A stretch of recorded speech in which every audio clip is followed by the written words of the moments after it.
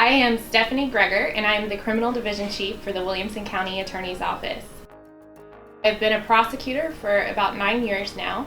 I actually started my career in Nueces County, and I am born and raised in Williamson County. I'm originally from Taylor, so I've always been eager to get back to this area. When Dee Hobbs, our county attorney, took office, I was fortunate to come back onto his team in May of 2013. And I started here as a misdemeanor prosecutor, and in about June of 2016, I got the position that I'm currently in as the criminal chief.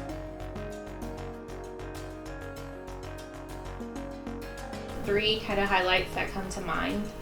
Probably the first one I ever experienced was when I tried my first death case as the lead chair prosecutor. And in that case, it was a middle-aged man who had been killed, and he had 2 children and a wife that he was leaving behind. And we got a conviction in the trial.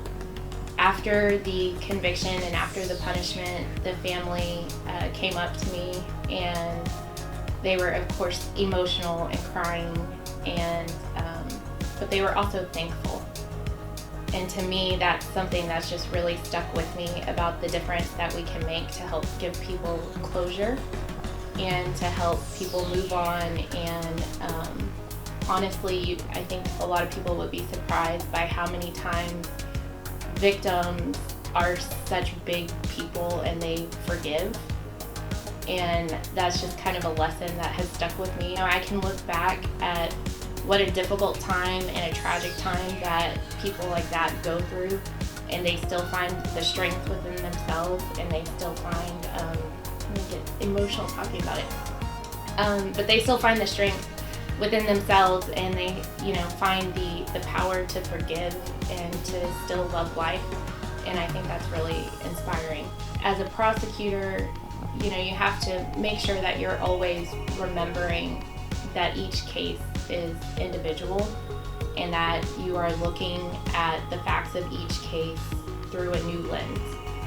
And when I tried a DWI here in Williamson County, I will never forget, one of the jurors came up to me after the trial and told me about an organization that she was involved in that she had actually created because her son was killed in a drunk driving accident.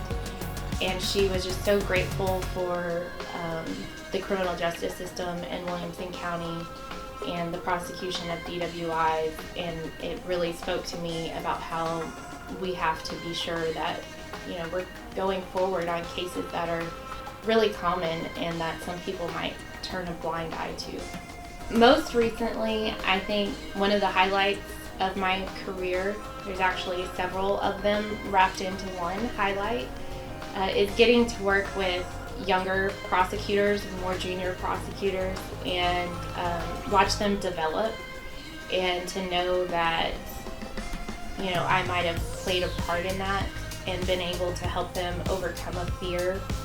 There's one woman in particular who is a good friend of mine now, and she's no longer a prosecutor, but when she first started, she had a lot of fear about going into the courtroom and really taking charge and being confident. And I was able to help her work through that, and now she is, I think, one of the most well-spoken attorneys that I've seen, and I've really enjoyed getting to watch her develop.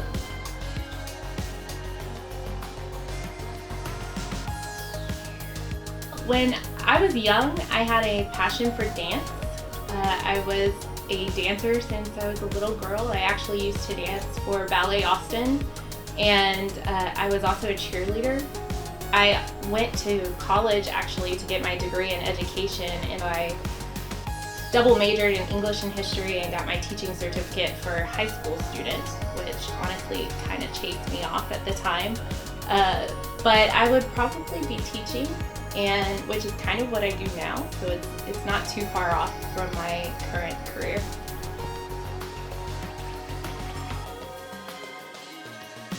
So to preface this, I will start off with I am a Aggie a Texas Aggie myself, so no offense, but I have been asked to share one of my best Texas A&M jokes, so here it is. How many Texas A&M freshmen does it take to screw in a light bulb? None. That's a second year course.